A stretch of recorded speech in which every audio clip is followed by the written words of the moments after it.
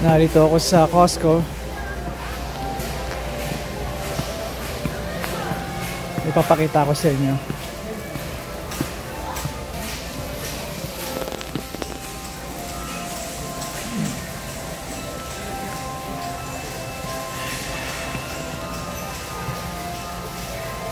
Shocks Open Run SC headphones, $115.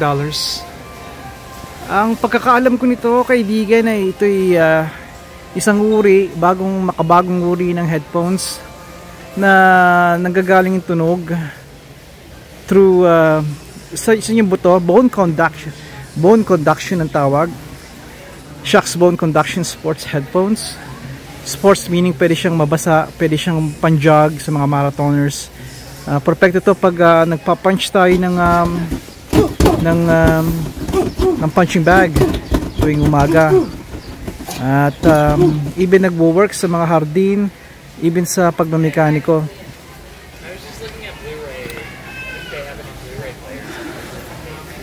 Hindi ko pa ito nasusubukan, pero meron ito yung mga pamilya ko.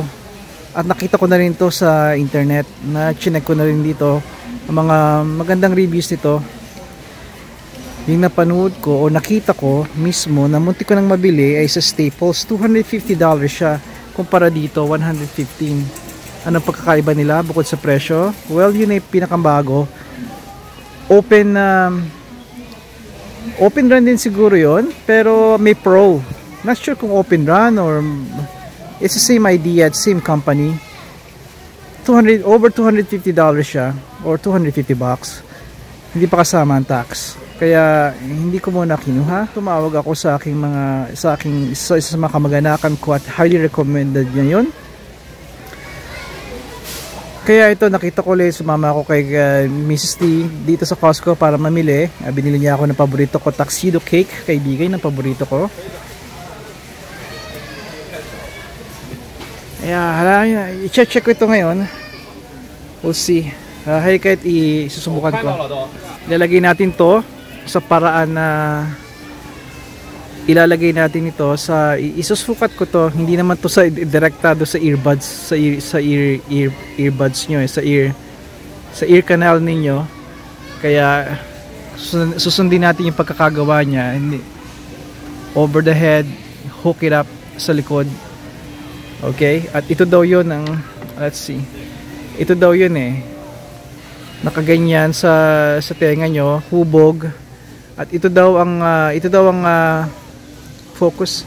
Ito daw ang once na lumapat ito sa front ng tenga ninyo ay makukuha niyo, ma-achieve niyo yung music. Makukuha niyo yung musika. We'll see. Okay.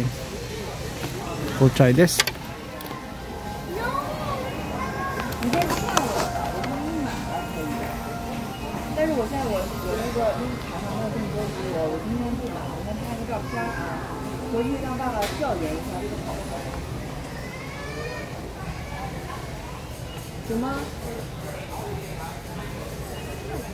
Okay, subukan natin.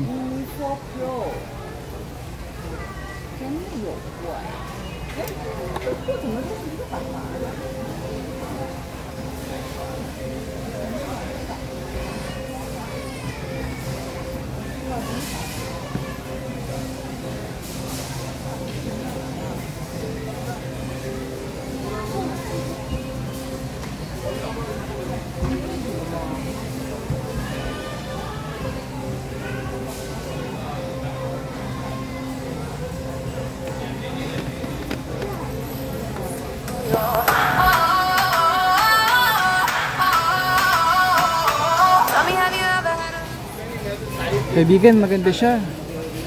Okay, pag-isipan ko. Sayang naman ito, nagamit ko. Ito yung aking direkta sa earbud ko. Sa ear canal ko to naka-plug. Minsan nakakatulog ako nito at nagigisa ko sa iba't ibang uri ng mga musika. Nawawala na yung hearing ko nito Ito, mukhang yung open ka, yung awareness ninyo, okay pa rin. Alam niyo yung paligid nyo, nakikinig nyo pa rin. Kaya something to consider, pag-isipan ko. Ang tanong, either itong $115 o yung up na version niya, na I don't know exactly kung worth it yung over $100 na presyo niya, 250. We'll see. Pero i-update ko kayo. At doon sa mga meron na ito, let me know kung maganda to.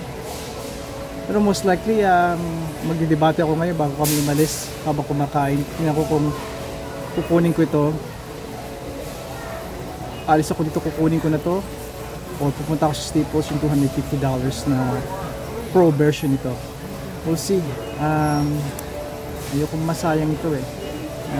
Ito ko gustong itong mga landscaper guys, kami ito meron ito, pero I'm sure yung mga kaibigan ko sa online ay meron na nito, meron ng ganito rin. It's all about awareness. Awareness sa surrounding mo, yun ang importante, and yun ang binavalue ko. Kung yun ang factor talaga, then this is a small amount, diba? Alright, kaibigan, hanggang dito lamang at nagugutom na kami. Fine dining kami ngayon dito sa Costco. Most likely hotdog sa akin at we'll see si Bunsuni at si Mrs. T kung anong kakainin nila. Ang hindi lang namin kasama dito si Juniorita. Hanggang dito lang mula sa Costco.